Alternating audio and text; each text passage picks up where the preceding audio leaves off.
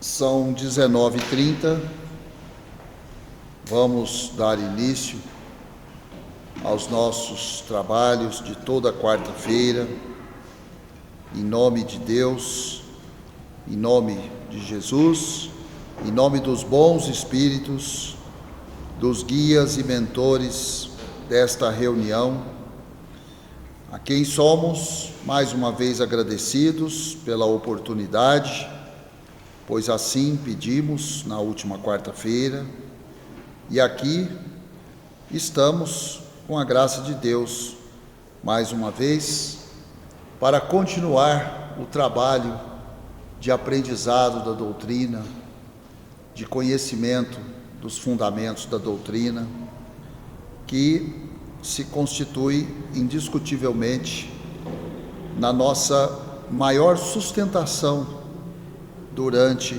a caminhada, durante a jornada evolutiva de cada um de nós. Como sempre, pedimos aos nossos irmãos do plano espiritual que zelem pelo equilíbrio no ambiente dessa sala, não permitindo a presença de entidades que possam perturbar principalmente o nosso raciocínio, o nosso entendimento, o nosso discernimento diante dos textos, das palavras que são designadas para o nosso aprendizado hoje. E pedimos aos irmãos encarnados presentes que busquem a concentração nas preces, elevando o pensamento.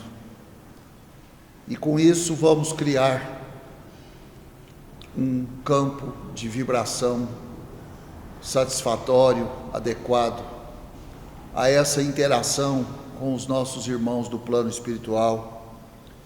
E nós, com certeza, como sempre acontece, poderemos sair daqui com a sensação de termos aprendido um pouco mais. Pai nosso que estais no céu, santificado seja o vosso nome, venha a nós ao vosso reino, seja feita a vossa vontade, tanto na terra quanto no céu. O pão nosso de cada dia dai-nos hoje, Senhor. Perdoa, Pai, as nossas dívidas, as nossas ofensas, assim como nós perdoamos aos nossos devedores e aos nossos ofensores. E não nos deixeis cair em tentações, mas livra-nos de todo o mal, que assim seja.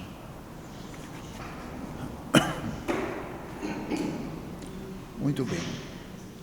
Então, primeiramente, no Evangelho segundo o Espiritismo,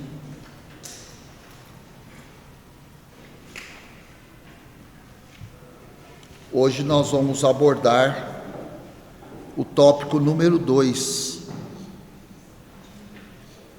aí do início do Evangelho. O tópico número 2 é da introdução, a introdução do Evangelho. Semana passada nós falamos sobre o objetivo dessa obra, né? Os objetivos que levaram à produção dessa obra, o Evangelho segundo o Espiritismo. Hoje nós vamos falar sobre a autoridade da doutrina espírita e o controle universal do ensino dos espíritos. São informações também bastante esclarecedoras sobre a estrutura dessa obra, né? Para que a gente possa compreender com a máxima amplitude o significado dessa obra, o Evangelho segundo o Espiritismo.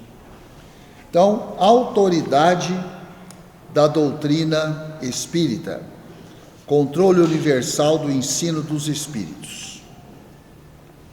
Se a doutrina espírita fosse de concepção puramente humana, não ofereceria por penhor senão as luzes daquele que a houvesse concebido.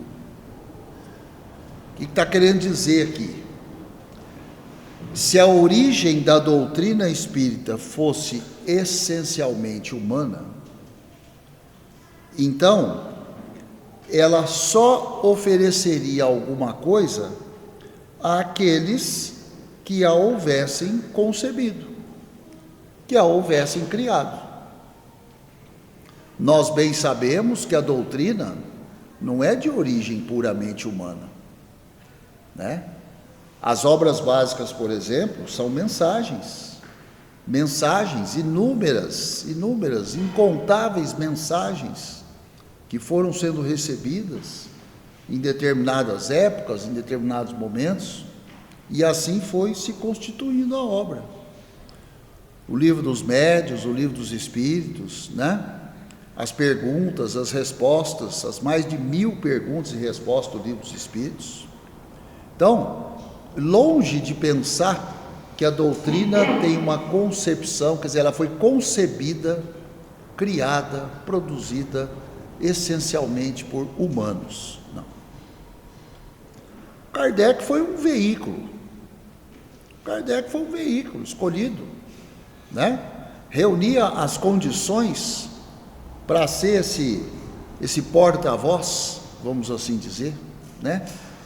Lançar as bases e dar início a essa doutrina. E depois, quantos outros se sucederam? As obras do Chico, por exemplo, né? A obra que a gente estuda segunda-feira, Jesus no Lar, com o espírito de Neio Lúcio. O Chico não escreveu aquilo lá sozinho. Espírito de Neio Lúcio, ali junto, em cada uma daquelas maravilhosas lições. Muito bem. Ora, ninguém nesse mundo poderia alimentar fundadamente a pretensão de possuir com exclusividade a verdade absoluta.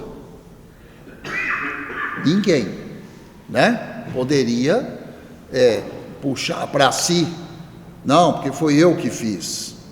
Não tem como, né? Se os espíritos que a revelaram se houvessem manifestado a um só homem, nada lhe garantiria a origem, porquanto fora mistério acreditar sob palavra naquele que dissesse ter recebido deles o ensino. É outro aspecto importante da doutrina. Os espíritos não se manifestam só para um ou dois, para vários, em vários pontos, em várias épocas, em vários momentos. Porque se os espíritos se reportassem a um só, imagina quanta dúvida surgiria. Oh, mas por que só para aquele? Né?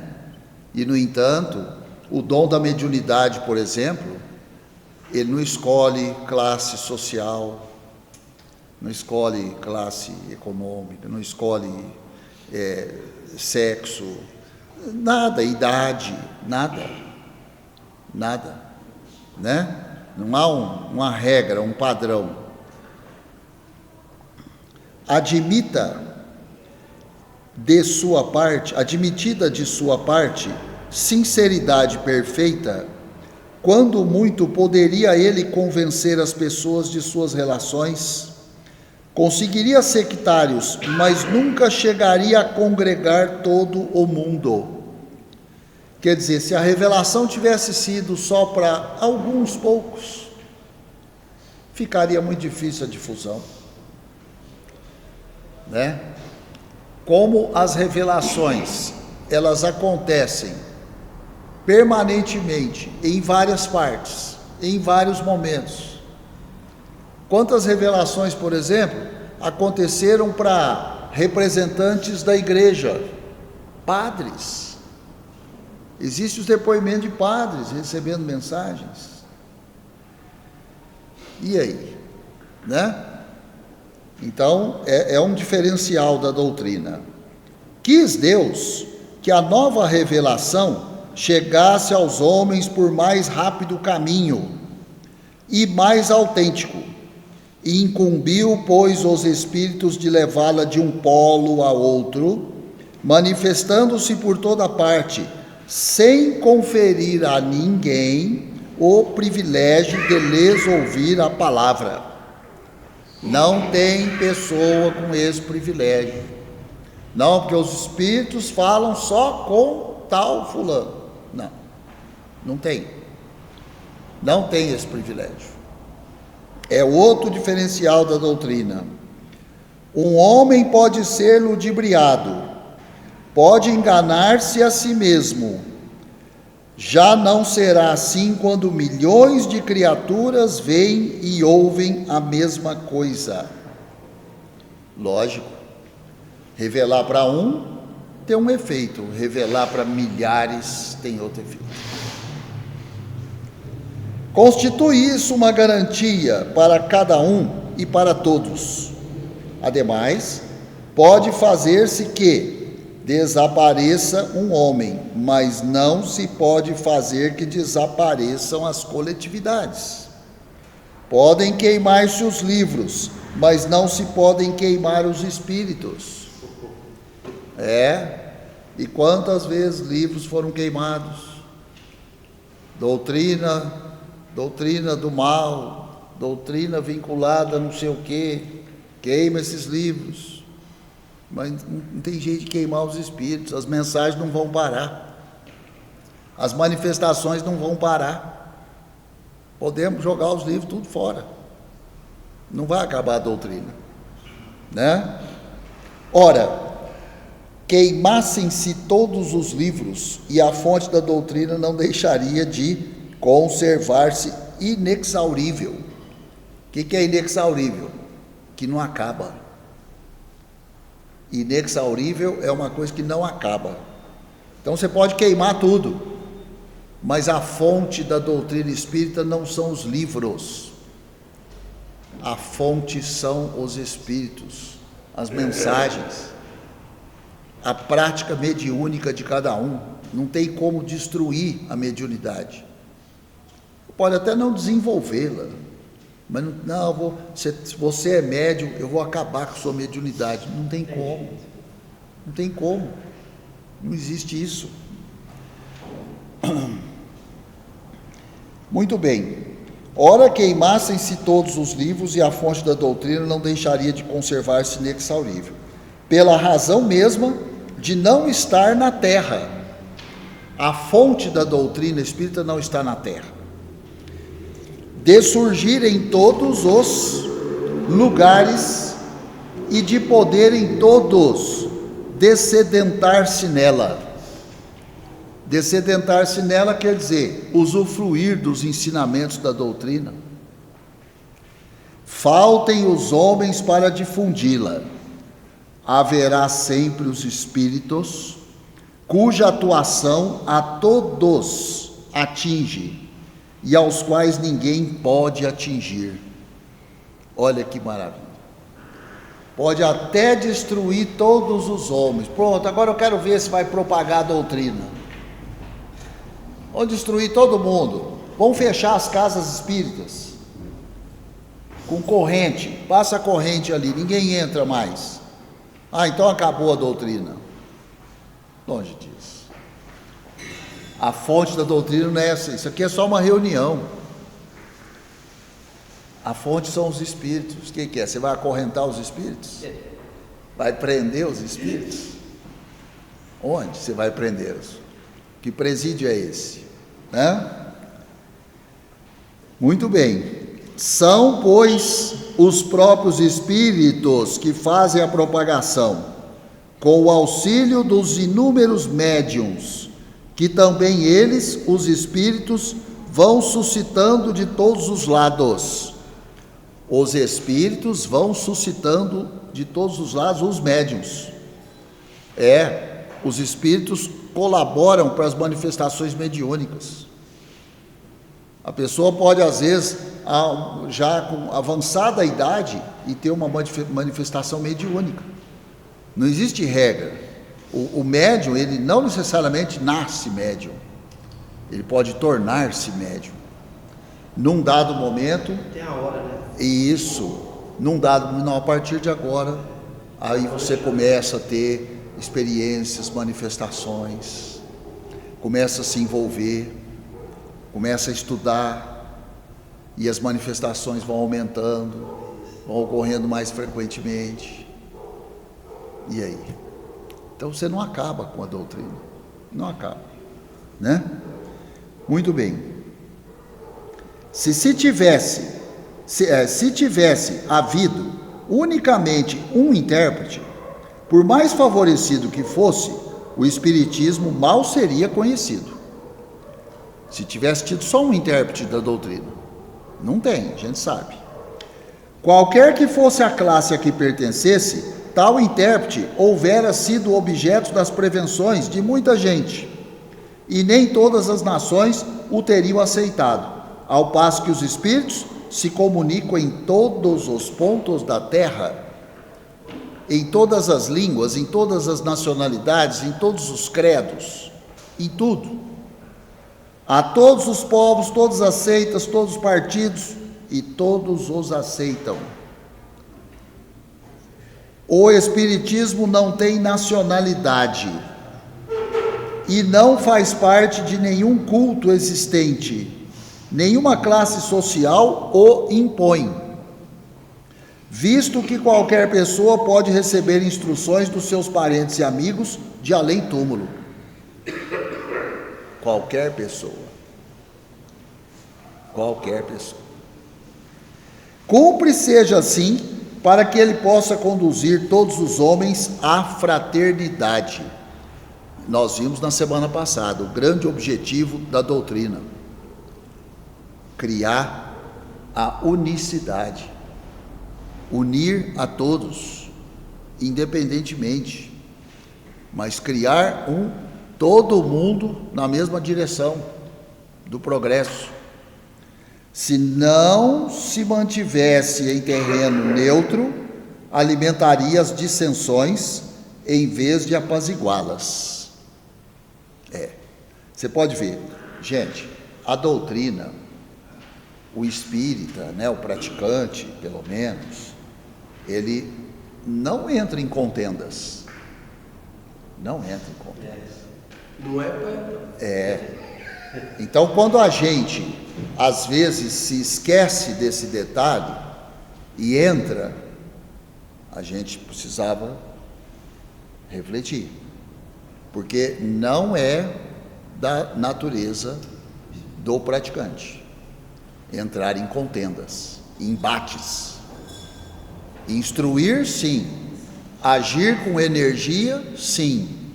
Mas entrar em disputas, em contendas, tomar partido, não é da natureza da doutrina, né? Nessa universalidade do ensino dos espíritos reside a força do espiritismo. Olha que bonito. Nessa universalidade do ensino dos espíritos reside a força do espiritismo. O espiritismo é universal e também a causa da sua tão rápida propagação. Esses dias mesmo eu pus no grupo um documentário falando da força do espiritismo no Brasil, que é a nação com o maior número de seguidores, com o maior número de casas espíritas, é onde mais tem gente estudando, né? Então, assim, a doutrina aqui no nosso país, ela se espalhou a uma velocidade impressionante. Tudo quanto é canto do Brasil que você vai, tem uma casa espírita. E alguns lugares, assim, chama a atenção a quantidade. Por exemplo, no interior de São Paulo é muito forte o espiritismo.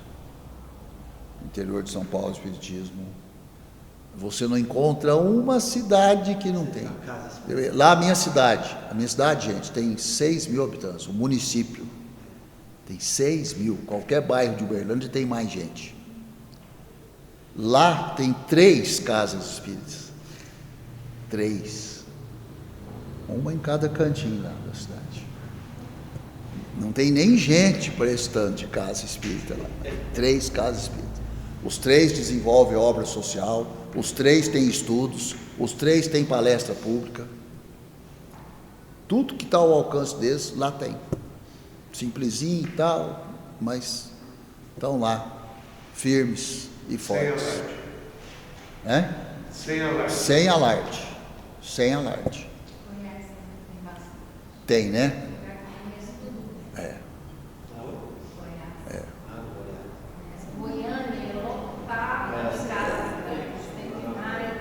Então é isso, quer dizer, o que está falando aqui da universalidade não é infundado, muito pelo contrário, tem fundamento. Nós estamos vendo na prática, ó, você deu exemplo, eu dei exemplo, né? Aqui em Uberlândia mesmo, eu acho que não tem um bairro aqui em Uberlândia que fique sem, né? E casas novas surgindo, né? E há uma irmandade, às vezes, entre uma casa e outra, né? Esse dia mesmo eu ouvi você falando da casinha aí, né? Que surgiu, não sei se já existia há muito tempo, simples, né? Toda dificuldade, mas está lá. Eu fiquei impressionado, foi uns anos atrás, quando o Duda foi lá no... Como é que chama lá aquele? Depois da rodovia lá do Rondônia, nem sei como é que chama lá. Urumbi. Não, você fala... Vocês não foi dar uma palestra de 4 horas lá. Vocês não período. Como é que chama lá que tem? Não, é Acrópole. Acrópole. Tinha mais de 1.000 pessoas no tá. Fiquei... Daquela vez. É isso. Muito bem. Continuando. Qualquer que fosse a classe a que pertencesse, tal intérprete houvera sido objeto das prevenções de muita gente, e nem todas as nações o teriam aceitado, ao passo que os espíritos se comunicam em todos os pontos da terra, a todos os povos, todas as seitas, todos os partidos, e todos o aceitam. O espiritismo não tem nacionalidade, não faz parte de nenhum culto existente, nenhuma classe social o impõe, visto que qualquer pessoa pode receber instruções de seus parentes e amigos. Cumpre seja assim para que ele possa conduzir todos os homens à fraternidade. Para conduzir a fraternidade tem que ser desse jeito mesmo. Não pode ser uma coisa seleta. Não, esse grupo pode, esse não pode. Não tem essa discriminação, né? Se não se mantivesse em terreno neutro, alimentaria dissensões em vez de apaziguá-las. Nessa universalidade do ensino dos espíritos reside a força do espiritismo e a causa da sua tão rápida propagação. Ao passo que a palavra de um só homem, mesmo com o concurso da imprensa, levaria séculos para chegar ao conhecimento de todos, milhares de vozes se fazem ouvir simultaneamente em todos os recantos do planeta, proclamando os mesmos princípios e transmitindo aos mais ignorantes, como aos mais doutos, os mais sábios, né? Mais doutores, a fim de que não haja deserdados. É aquela ideia, né, gente? O Espiritismo se preocupa muito com aquele que está ficando mais para trás na caminhada. É obrigação estender a mão, vamos, nós te ajudamos, vamos seguir juntos. Ninguém vai ficar para trás. Não vai ter deserdados. Não vai ter deserdados. É uma vantagem de que não gozar ainda nenhuma das doutrinas surgidas até hoje. Se o Espiritismo, portanto, é uma verdade, não teme o mal querer dos homens. Olha que beleza isso.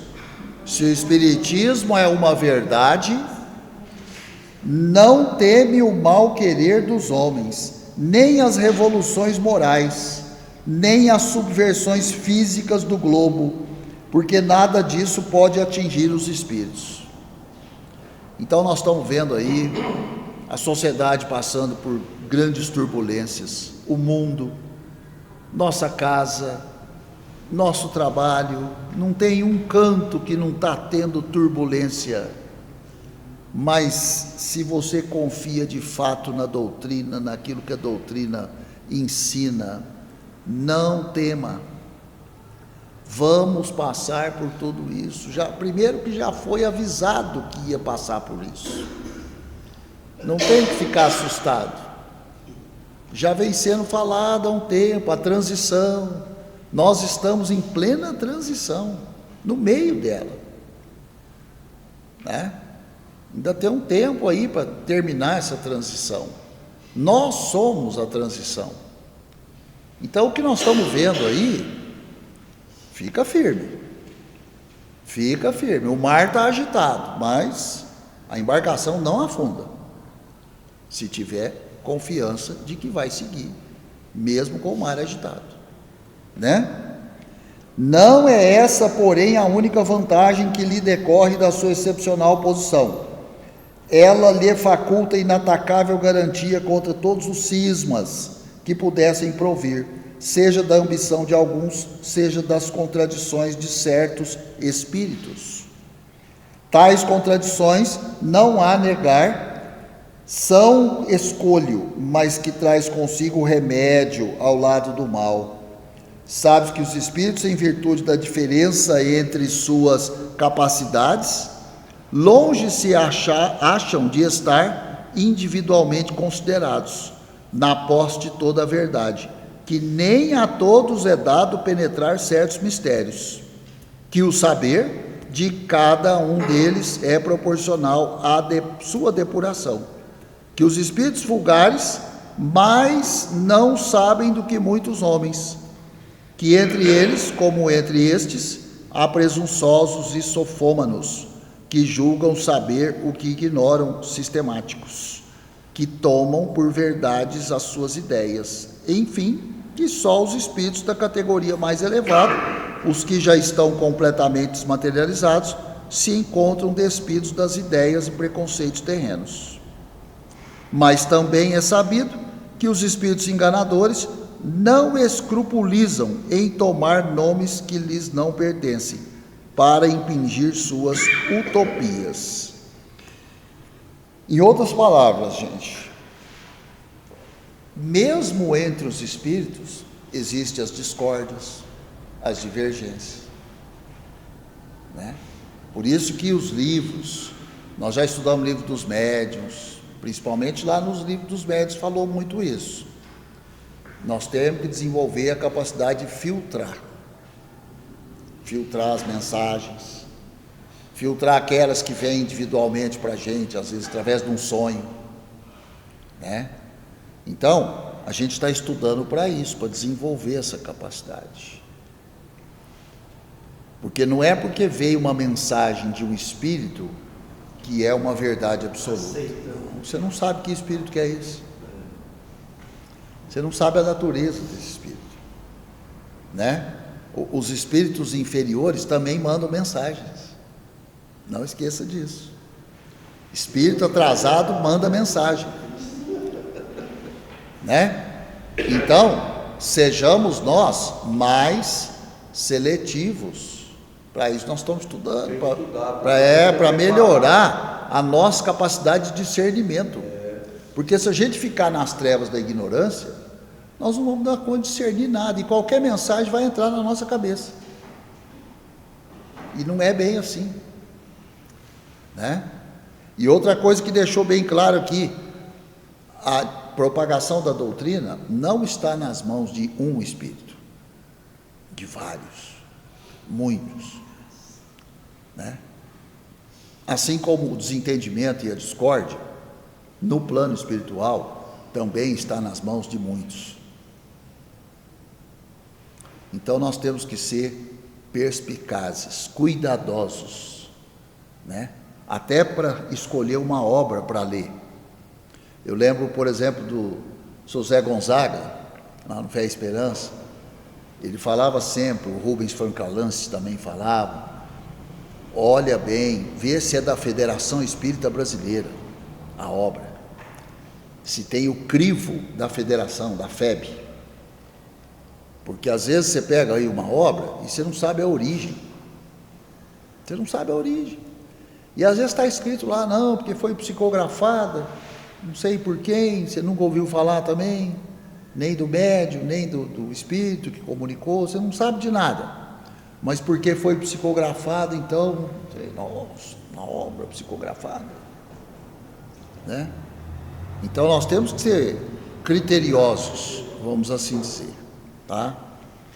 Então, pessoal, esse tópico aqui, ele vai, né, eu obviamente não vou ler ele todo, e eu falei para vocês que esse começo a gente trabalharia assim.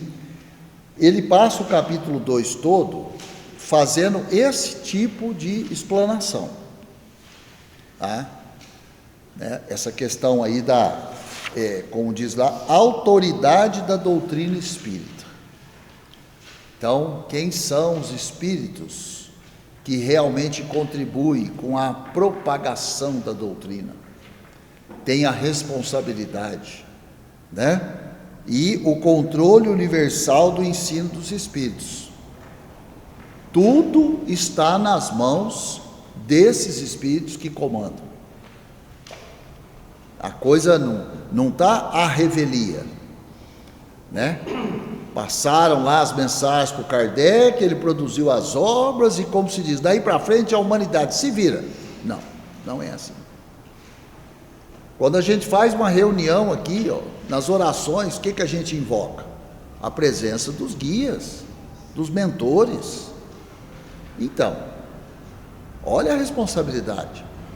Então, nós não podemos ler qualquer coisa aqui, falar qualquer coisa, né? A gente, por exemplo, que está sentado aqui falando, eu fico muito preocupado com o que eu falo. Não é porque está gravando, mesmo quando não estava gravando, eu sempre fiquei preocupado porque a palavra depois que sai não volta, né? Palavra que sai não volta. Então, a nossa responsabilidade é muito grande, de todos nós, tá? Então é isso. Aí na semana que vem, tem aqui notícias históricas sobre a doutrina espírita. Vai destacar alguns fatos relevantes dentro dessa história da doutrina espírita, tá? Muito bem.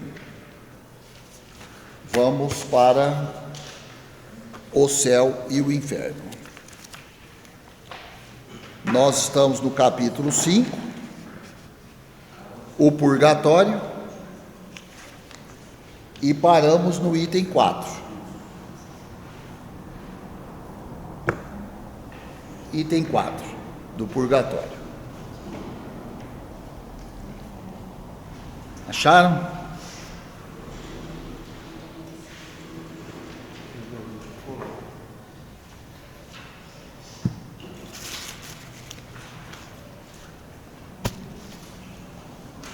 Pronto?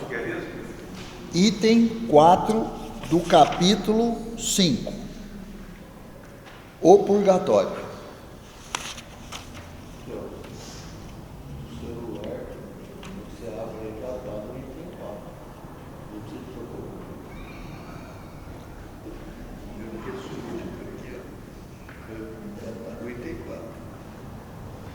Vamos lá então? Em cada existência, uma ocasião se depara a alma para dar um passo avante. De sua vontade depende a maior ou menor extensão desse passo. É o que a gente fala sempre aqui. Todos caminhamos, mas cada um tem seu ritmo. Cada um tem seu ritmo, né? Franquear muitos degraus ou ficar no mesmo ponto. É o livre-arbítrio. Eu posso usar a existência para caminhar vários degraus, mas eu também posso usar a existência para ficar no mesmo ponto, no mesmo degrau. Não vou nem subir nem descer. Nesse último caso, qual que é o último caso? Ficar no mesmo degrau. E porque cedo ou tarde se impõe sempre o pagamento de suas dívidas, terá de recomeçar nova existência em condições ainda mais penosas. Então perceba, ficar parado, estagnado, tem um custo alto. Novas existências em condições mais penosas. É aquela história, né? Eu não estou fazendo mal para ninguém. Mas também não está fazendo bem. Mas também não está fazendo bem. Isso é muito grave, né? Porque a uma nódoa não apagada ajunta outra nódoa. Pois, nas sucessivas encarnações que a alma se despoja das suas imperfeições. Sucessivas encarnações se despoja das imperfeições, né? Que se purga, em uma palavra, até que esteja bastante pura para deixar os mundos de expiação pelos mundos felizes, e mais tarde estes para gozar da suprema felicidade. O purgatório não é, portanto, uma ideia vaga e incerta. É antes uma realidade material que vemos, tocamos e sentimos. Ele existe nos mundos de expiação, como a terra. O purgatório aqui. É aqui mesmo. Está no endereço certo. Se você estava procurando, achou. Onde os homens espiam o passado e o presente, em proveito do futuro. Olha, espia o passado e o presente, em proveito do futuro. Contrariamente, porém, à ideia que dele se faz, depende de cada um prolongar ou abreviar a sua permanência. Depende de cada um. Segundo o grau de adiantamento e pureza atingido pelo próprio esforço sobre si mesmo. Esforço sobre si mesmo. Não tem como eu fazer esforço sobre você.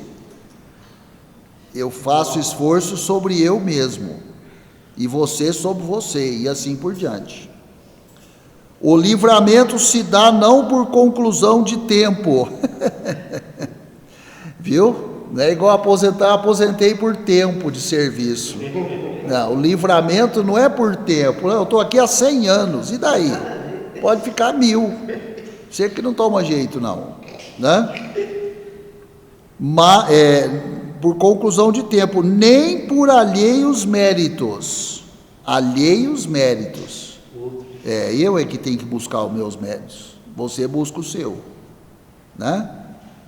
Mas pelo próprio mérito de cada um, consoante estas palavras do Cristo, a cada um segundo as suas obras. Palavras que resumem integralmente a justiça de Deus. A cada um segundo as suas obras. Eu fico vendo, cada frase, né, que tem dentro dos livros, eu fico sempre imaginando, encher as paredes dessas frases aí. A pessoa entrar aqui e nada ela sai daqui toda chacoalhada.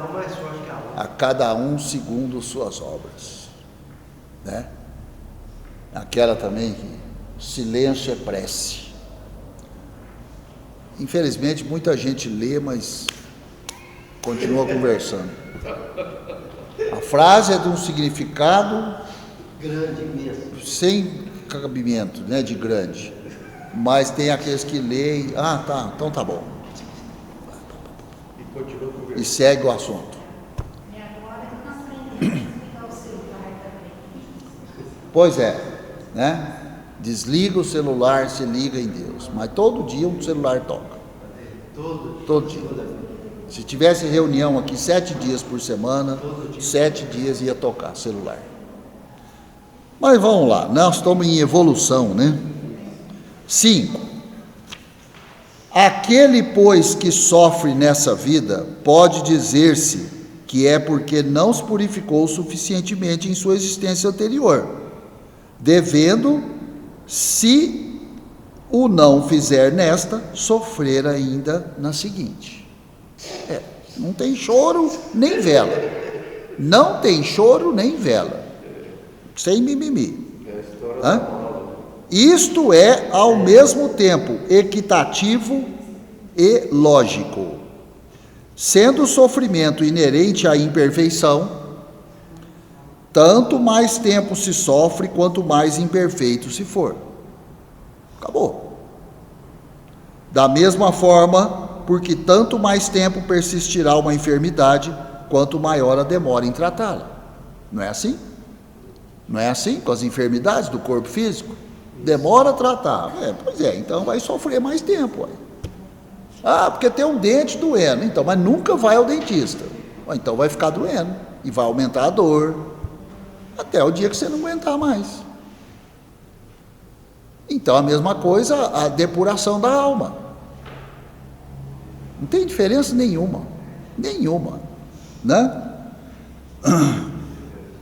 Assim é que, enquanto o homem for orgulhoso, sofrerá as consequências do orgulho. Enquanto egoísta, sofrerá as consequências do egoísmo. Acabou. A cada um segundo suas obras. Acabamos de ler, né? Lei da ação e reação. Eu sou egoísta, o egoísmo vai agir sobre mim. É o bate e volta, né? Eu sou orgulhoso, o orgulho vai bater e voltar em cima de mim. Não tem conversa. 6.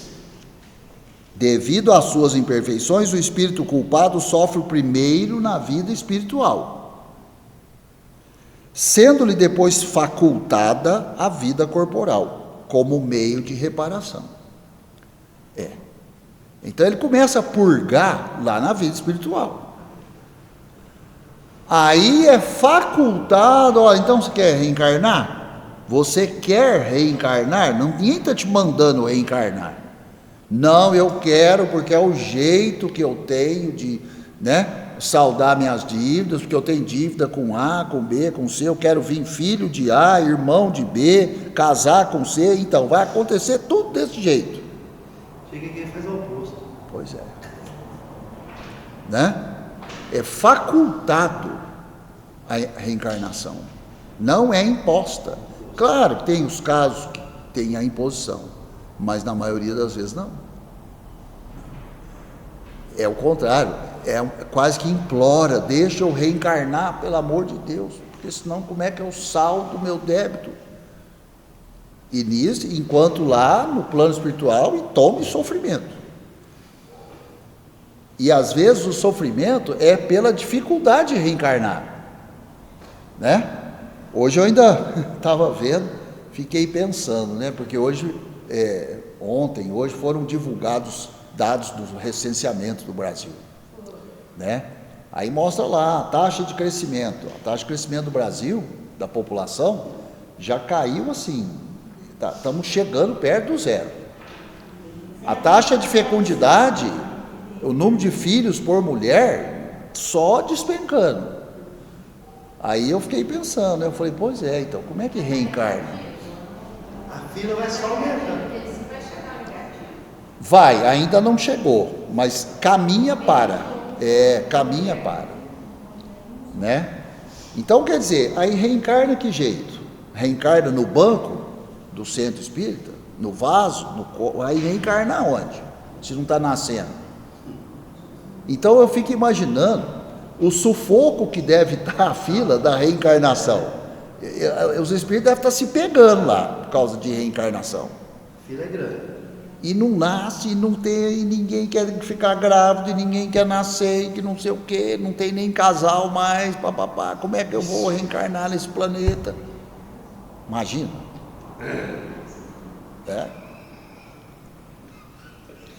É por isso que ele se acha nessa nova existência, quer com as pessoas a quem ofendeu, quer em meios análogos àqueles em que praticou o mal.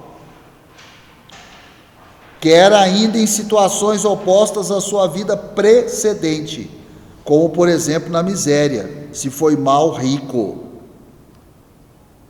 Reencarna na miséria, se foi mal rico na vida anterior. Ou humilhado, se foi um orgulhoso. São as situações antagônicas, opostas. A expiação no mundo dos espíritos e na terra não constitui duplo castigo para o espírito, porém um complemento, um desdobramento do trabalho efetivo a facilitar o progresso. Do espírito depende aproveitá-lo, e não lhe será preferível voltar à terra com probabilidades de alcançar o céu, a ser condenado sem remissão, deixando-a definitivamente? Então, vou repetir. E não lhe será preferível voltar à terra, com probabilidades de alcançar o céu, a ser condenado sem remissão, deixando-a definitivamente? Então, ter a oportunidade de vir aqui resgatar débitos é um privilégio muito grande. Aí muitos de nós desperdiçamos o privilégio, né? Temos uma dádiva e simplesmente jogamos fora, abrimos mão, né? A concessão dessa liberdade é uma prova da sabedoria, da bondade e da justiça de Deus. E que prova, hein? Que quer que o homem tudo deva a seus esforços e seja o obreiro do seu futuro. Meritocracia. Que infeliz por mais ou menos tempo, não se queixe senão de si mesmo.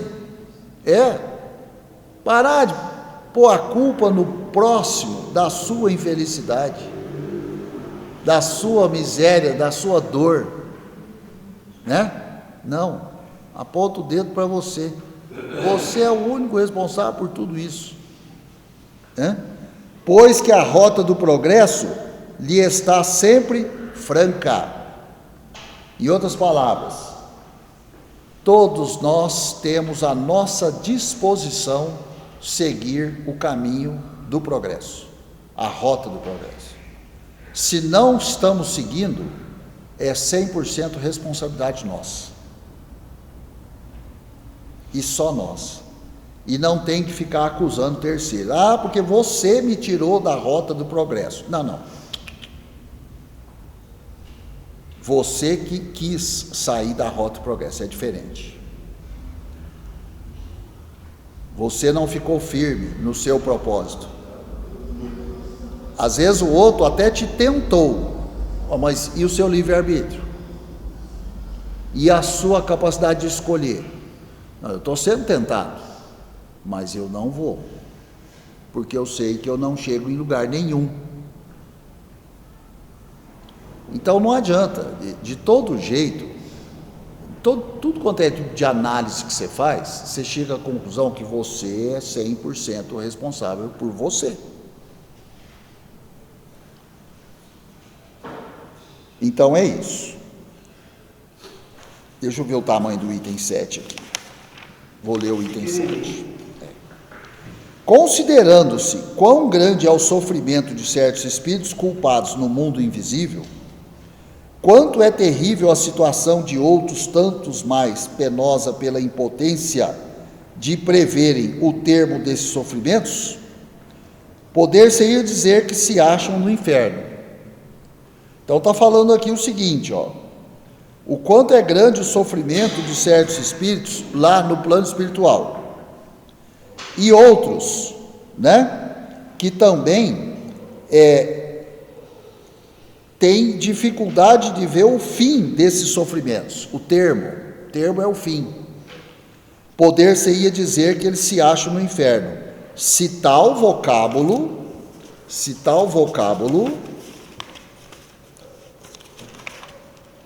não implicasse a ideia de um castigo eterno e material, que é o que nós vimos, né? A ideia do inferno é uma punição perpétua, e não tem isso, não tem. Mercê, porém, da revelação dos Espíritos e dos exemplos que nos oferecem, sabemos que o prazo da expiação está subordinado ao melhoramento do culpado. Isso aí, eu pelo menos sinto um certo conforto. O prazo da expiação, porque todo mundo se pergunta, mas eu vou ter que passar por isso até quando? Ai, até você melhorar. Pronto, é tão simples a resposta. Eu vou ter que passar por essa dificuldade até quando?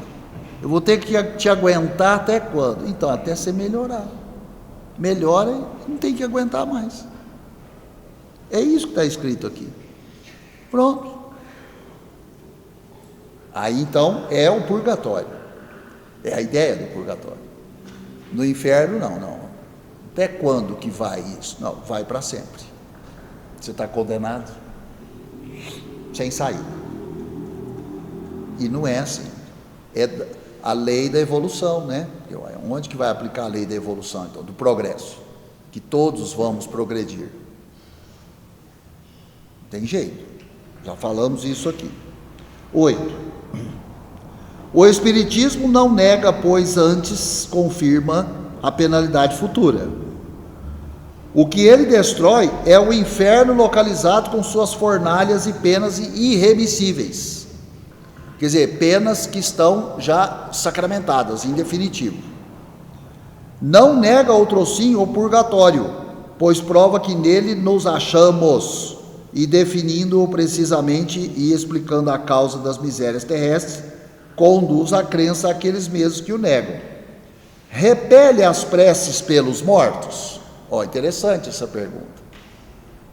O Espiritismo repele a prece pelos mortos?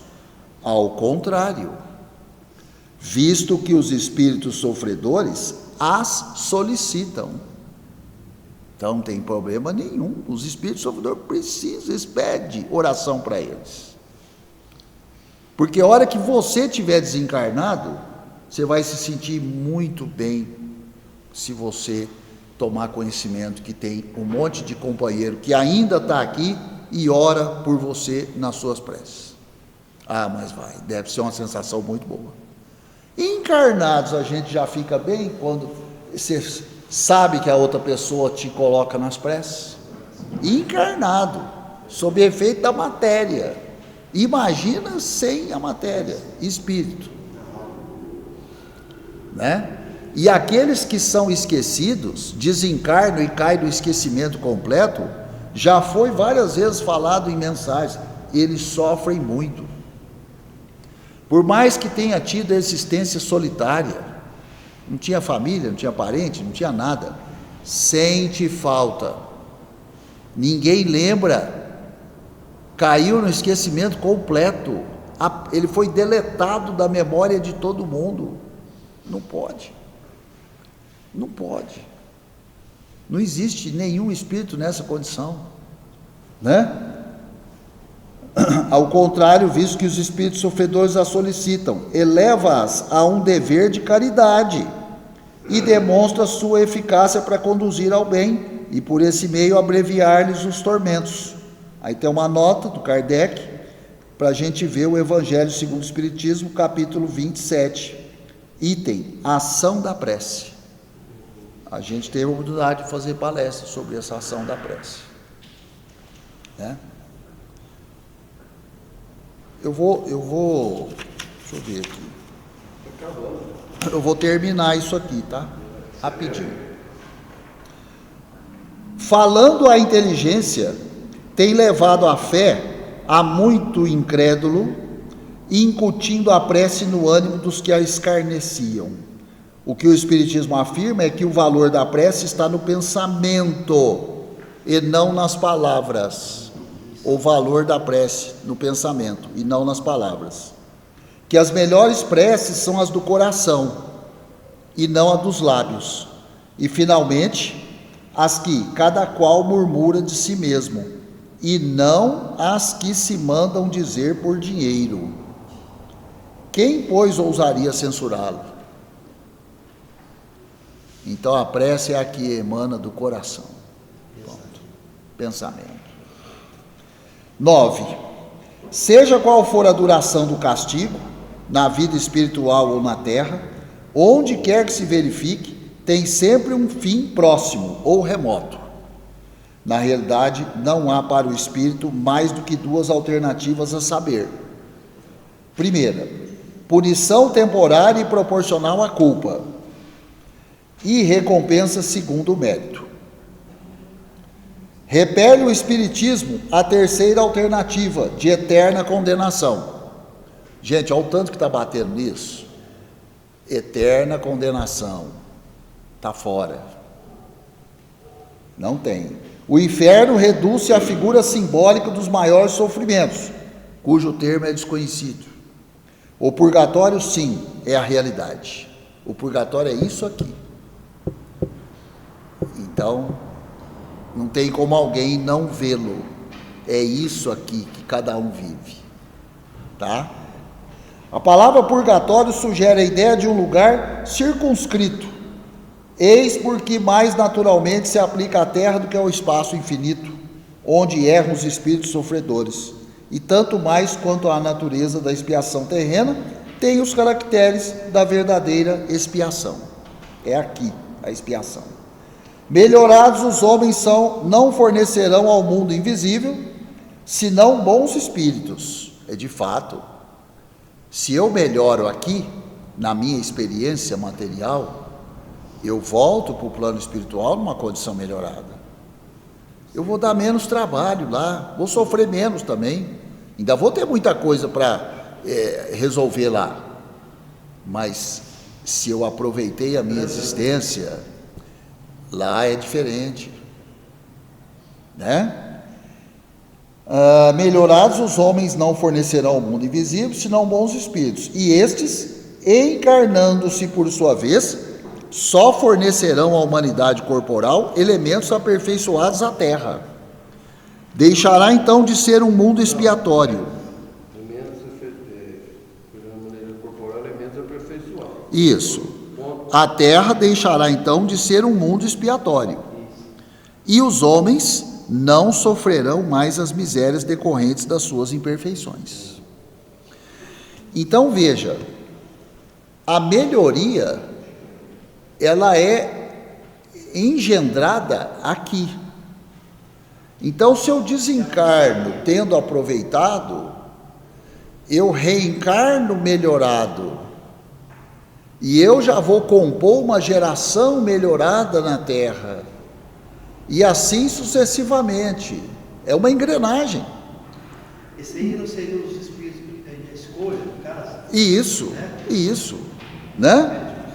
Aliás, por essa transformação que neste momento se opera, a Terra se elevará na hierarquia dos mundos. É só desse jeito que a Terra vai melhorar. Aí tem a nota do Kardec, para a gente ler lá sobre a progressão dos mundos, no capítulo 3. E o último item, 10, por que não teria o Cristo falado do purgatório? Que lembra que nós falamos que a ideia do purgatório só surgiu no ano 500 e tanto da era cristã? Então, aí o cara perguntou, por que Cristo não falou em purgatório?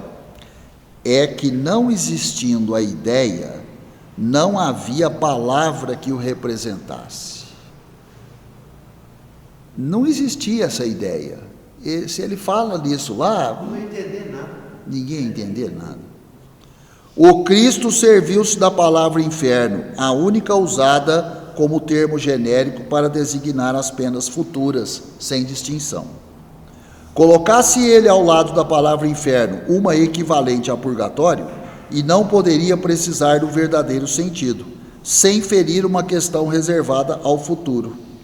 Teria, enfim, de consagrar a existência de dois lugares especiais de castigo: o inferno, na concepção genérica, revelando a ideia de punição, encerrava implicitamente a do purgatório, que não é senão um modo de penalidade. É como se fosse uma escala, né, de penalidade. Vou te dar o cartão amarelo, você fica aqui no purgatório. Vou te dar o vermelho, não, você vai para o inferno. Grosseiramente é isso. Reservado ao futuro o esclarecimento sobre a natureza das penas, competir igualmente reduzir o inferno ao seu justo valor. Então, a partir do momento que a humanidade começou a reunir condições de entender o que é purgatório, o significado de inferno foi perdendo espaço. E o de purgatório foi ganhando. E vai ser cada vez mais assim, porque ainda é forte a ideia de inferno. Ainda é forte. E de céu. Né? Céu, inferno.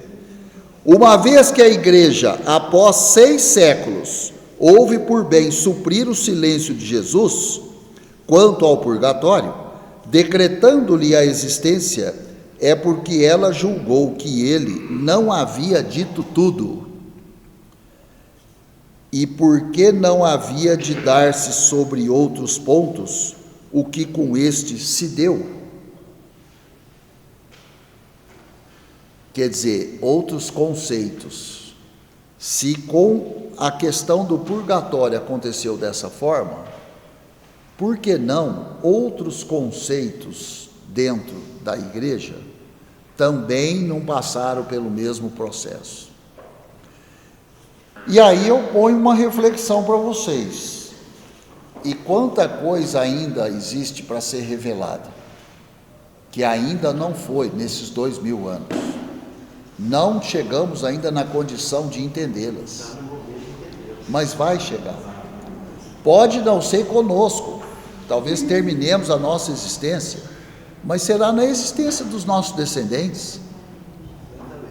Outras revelações, por que não? Né? Quem disse que tudo já foi revelado? Para eu fazer uma afirmação dessa, então eu sei quanto é tudo. Lógico que não. Eu não sei nada. Uma vez eu ouvi um pastor falando, mas que se deixar de falar de inferno e de demônio, ninguém vai nas igrejas. Eliminar o inferno e o demônio. Eles Eles têm, mas por esse temor eles vão na igreja. Deus que eles colocam não é Deus de vontade, não é Deus de punição. Complicado, hein? Eles têm medo do inferno e do demônio, eles vão para a igreja. Complicado. Muito bem. Então, vamos fazer o encerramento dos nossos estudos de hoje, agradecendo a Deus, agradecendo a Jesus, agradecendo aos bons espíritos, aos guias e mentores, que mais uma vez se colocaram junto de nós, nos intuindo, nos dando a clarividência dos textos, abrindo o nosso raciocínio e, com o nosso esforço, buscando com que compreendêssemos um pouco mais dos fundamentos da doutrina. Somos muito agradecidos por mais essa oportunidade. E, como sempre fazemos, renovamos os pedidos para que continuemos a adquirir esse conhecimento nas oportunidades sucessivas nas semanas seguintes. Agradecemos aos nossos irmãos do plano espiritual, agradecemos aos encarnados presentes, dirigimos os nossos pensamentos àqueles que não puderam se fazer presentes aqui hoje, aqueles que no nosso interior deixaram a saudade, pois um dia participaram desses estudos, sempre nos lembramos deles, e que nós tenhamos cada vez mais a certeza de estarmos no caminho do progresso, no caminho da evolução espiritual, de acordo com os princípios divinos. Pai nosso que estais no céu, santificado seja o vosso nome, venha a nós ao vosso reino, seja feita a vossa vontade, tanto na terra quanto no céu. O pão nosso de cada dia dai-nos hoje, Senhor. Perdoa, Pai, as nossas dívidas, as nossas ofensas, assim como nós perdoamos aos nossos devedores e aos nossos ofensores. E não nos deixeis cair em tentações, mas livra-nos de todo o mal, que assim seja.